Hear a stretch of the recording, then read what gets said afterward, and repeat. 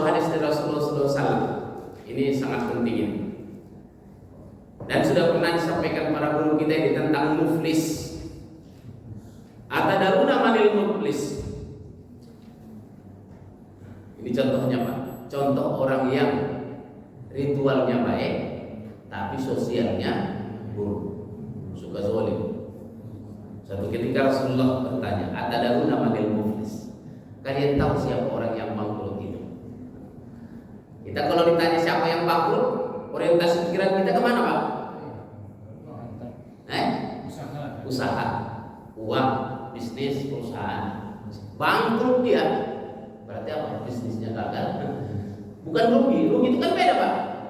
Dijual 100, beli 100, dijual 100, sebenarnya rugi itu.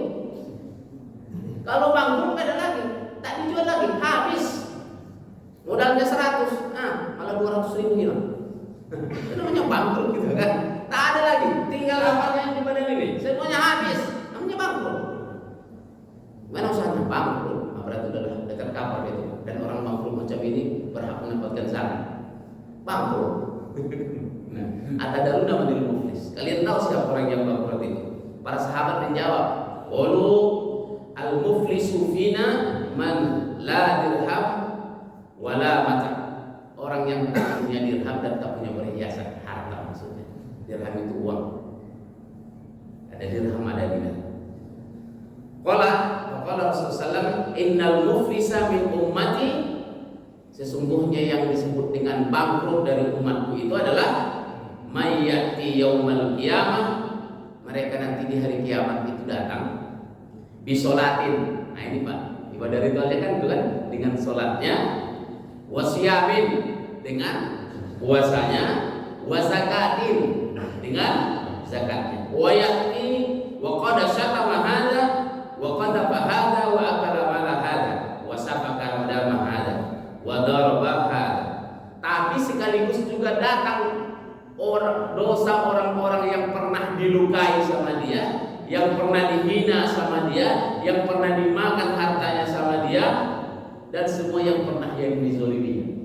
Jadi nanti kalau di hari kiamat kita datang bangga kali kita kan mau puasa kita pernah tinggal, sholat bukan hanya fardu, rawatib lengkap, tahajud nggak pernah tinggal. Tapi di sisi yang lain kita juga zolim pada orang, baik zolim secara fisik maupun non fisik, atau karena kita punya kekuasaan. Jadi DPR tapi amanah tak dilaksanakan, jadi pemerintah tapi korupsi. Saya pernah ceramah di Cipinang itu Pak. Tinggal presidennya yang tak ada di situ. Mulai dari kades sampai menteri di Cipinang sana itu Pak. Udah lama tuh. Kata dia, "Ustaz, sebenarnya kami sudah mau bikin negara di sini. Tinggal presidennya yang belum ada katanya." Jadi semua mantan saja DPR lengkap di situ. Tahanan korupsi itu Pak. Ya, tinggal presiden yang korupsi tak ada di sini katanya. Oh ya. Ya yang korupsi ini ya macam-macam. Kita semua yang hak kita nggak diterima kita turunkan nanti. Pak Kades, Pak Camat, Pak Bupati, Wali Kota, Menteri, Gubernur, Presiden. Kalau kalian tak sampaikan amanah yang mesti itu menjadi hak rakyat, kami tuntut nanti di akhirat. Ini sebuah kezaliman Pak. Oh gitu. Jadi mau jadi camat silakan camat. Yang jadi DPR silakan DPR. Tapi amanah lakukan. Kalau tidak, nah ini Pak. Katanya apa? Nanti sampai di sana bangga kali udah merasa masuk surga kali ini. Wah, alhamdulillah timbang set, paten kali. Semua sih jamaah Kausar, masuk surga kita semua. Tahu-tahu ada orang orang. Aku tak terima ya Allah, dulu pernah dimaki-makinya bukan orang. Sakit kurasa, tapi tak berani melawannya. Aku menuntut batas. Betulnya tuh. Bayar. Mana cara bayar? Pahala sholat musuh apa nih? Kurang kan? Beres, masih cukup. Masih datang lagi orang.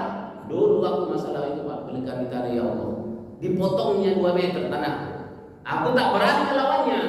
Aku tuntut botolnya. Separuh lagi puasa tahun. Habis separuh puasa. Datang Ustaz. Kenapa? Dulu waktu dia jadi DPR, waktu dia jadi bupati jadi ini, tak disampaikannya dulu pembagian sembako buat kami, dipotongnya, disunatnya. Mestinya dapatnya kami 500.000, jadi 400.000 yang kami dapat, disunat sama dia. Botolnya, betul. Hati-hati yang DPR nih, yang bupati itu hati-hati nih. Aku tak menyebut nama. Jadi apa kita? Ya kan? Puasa sholat kau ambil sholat. Ya kan? Datang lagi. Semua orang yang pernah kita zalimi, kita sakiti yang hartanya, sama dengan misalkan yang ada yatim di rumah, hati-hati Pak. Termasuk yang ketua yayasan pengelola yatim, apa hati-hati termasuk saya ini. Ya kan? Kalau sampai kita ngurusin yatim itu apa, terus kita makan apa yang infak dikasih orang, siap-siaplah kita. Ini hati-hati ustaz-ustaz yang ngurusin ini, begitu ya. Makanya saya bilang habisin, jangan sisain. Gara-gara 2 bungkus 3 bungkus begini nanti masuk neraka kita dibikin ya kan, habisin bagi. Gitu. Ternyata kan dibagikannya Allah ustaz dia, tapi dimakannya bagian kami. Puasa sholat, puasa, sampai kata Rasul udah habis pahalanya. Udahlah, kalau habis pahala berarti kan sudah nol kan? Ternyata masih datang lagi susulan. Kalau dia pejabat yang datang banyak tuh. Ya kan, karena warganya datang kan Pak. Yang RT, ada Pak RT, ada Pak RW, ada ketua masjid. Enten ini mah. Semua kita bakalan nih. Ya kan, kullukum ra'in wa kullukum mas'ulun an ra'iyati. Semua yang pemimpin kalian ini diminta tanggung jawab. Ternyata pahala kita sudah habis. Yang menuntut masih banyak. Apalagi yang membayarkan Pak? Pahala udah habis. Kata Rasulullah Pak, dosa orang yang kita zalimi itu ditempatkan kepadanya. Karena pahala sudah habis membayarnya kan? Pahala dosa dia kemarin merampok. Kau dosa kau kemarin apa itu? Sehingga kalau udah begitu apalagi kata Rasulullah, kata Allah, dan dilemparkan dia ke dalam neraka. Nauzubillah min dzalik. Ini yang disebutkan muflis itu Pak. Tadinya udah gagah-gagah, ya kan Pak, subhanallah, pahala banyak, masuk surga ini, ternyata masuk neraka. Namanya dosa sosial. Dosa sosial. Makanya kalau dosa spiritual itu Pak, dosa kita tak puasa, tak sholat kita, ampun kita kepada Allah. Ya kan Pak? Kalau dosa tak puasa kita, ya Allah, ampun lah, taubatlah. Tapi kalau dosa sosial bisa nggak Pak kita mendosa sosial mohon ampun kepada Allah? Ya kan? Bapak camat, kepala desa, ada bagian warga tak dikasih, ditilap, dikorupsi. Kira-kira bisa nggak mohon ampunnya sama Allah Pak? Tak bisa tak. Kalau utangnya sama orang, bayar utang. Bahkan yang sahid sekalipun tak masuk surga dia kalau utangnya belum dibayar. Karena itu urusan kita banyak. Dan kalaupun kita minta maaf, ya Pak ya, nanti lebaran, aku mohon maaf ya, segala dosa perilaku yang tak berkenan mohon maaf. Termasuk utang gak itu Pak? Termasuk utang gak itu? Tidak. Utang tetap utang, maafkan dosamu. Utang tetap bayar sama aku. Kalau bisa pula macam itu, semua utang-utang diminta maaf aku ya. Wah, kalau itu berutang lah semua orang kan. Enak kali yang berutang ini. Udahlah kalau sama Pak Haji ketua itu beres itu, pinjam aja. Nanti bulan Idul Fitri minta maaf kita. Enak kali hidup gitu ya. Jadi jangan lupa sampai. Apalagi kita itu tadi, karena ketaatan kita menimbulkan kesombongan. Nauzubillah.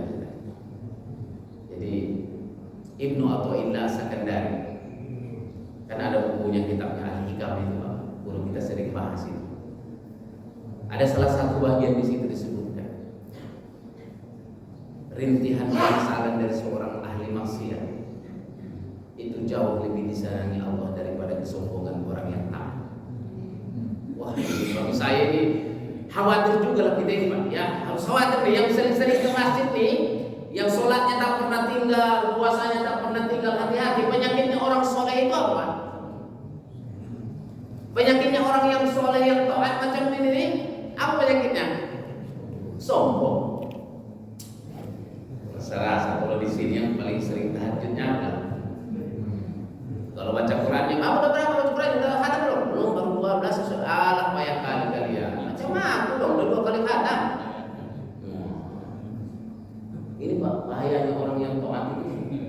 kesombongan. Jadi penyesalan dari seorang ahli maksiat jauh lebih baik daripada kesombongan orang yang taat. Karena kalau maksiat, dia segala maksiat dikerjakannya, tapi menyesal dia. Ya Allah, kalau Abu Nawas dulu ingat syairnya Pak, Al-I'tiraf. Ilahi ilastulil firdausi ahla wa la aqwa ala naril jahimi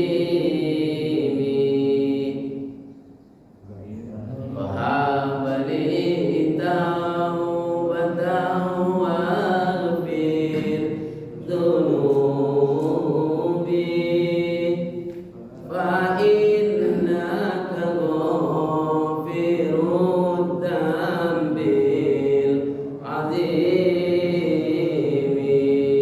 Tuhanku, aku tidak pantas masuk ke dalam surga, tapi aku tak puas kalau memasukkan aku ke dalam neraka. Maka yang kuharapkan adalah ampunan. Kalau kau tak ampuni aku, pada siapa kau akan datang minta ampun? Dosaku bagaikan butiran pasir di gunung Sahara. Wah, saya kalau mendengarkan yang ini gemetar juga lah kita kan. Dan ini jauh lebih baik dan senangnya Allah. Rintihan seorang pemaksiat Pak lebih didengarkan, lebih senang aku dengarnya kan, daripada orang-orang yang sudah soleh. Ya Allah, kau tengok aku kalau maaf dan kesalahan kepada aku.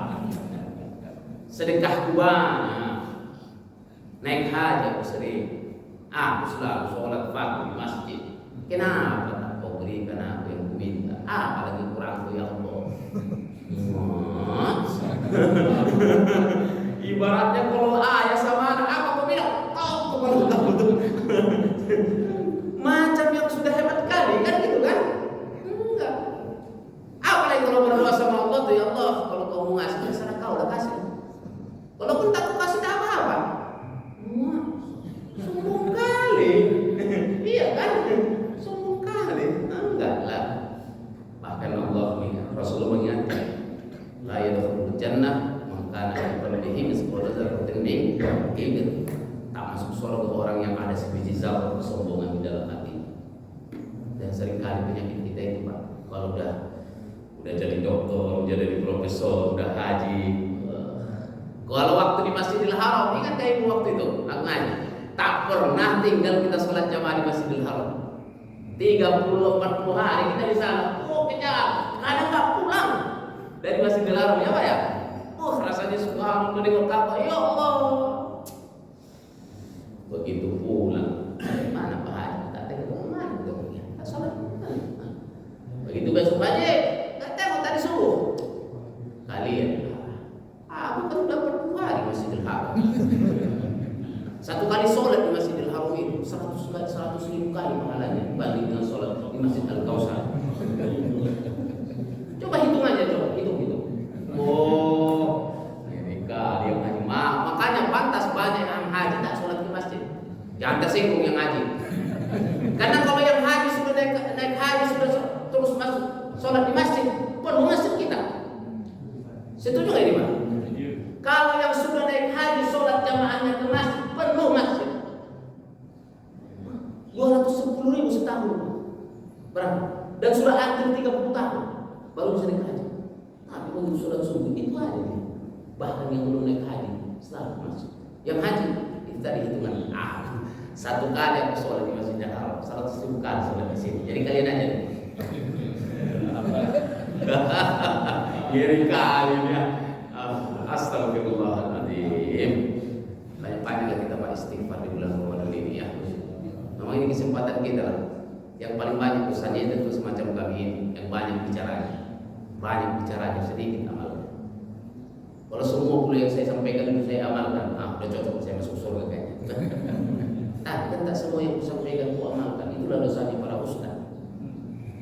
Apalagi kalau tujuannya biar viral, beda lagi kan. Allah lindungi kami ya Allah, lindungi para guru kami. Makanya panutan kita Pak Haji Hafidzuddin Pak, itu guru kami di kampus ini dan guru bangsa inilah. Beliaulah guru. Kalau saya menyebutkan guru kehidupannya patut jadi panutan. Kita mengenal dia dengan baik dan istiqomah dalam dakwah. Amin. Sama. Amin. Amin. Yang terakhir, yang keempat. Inilah puncaknya.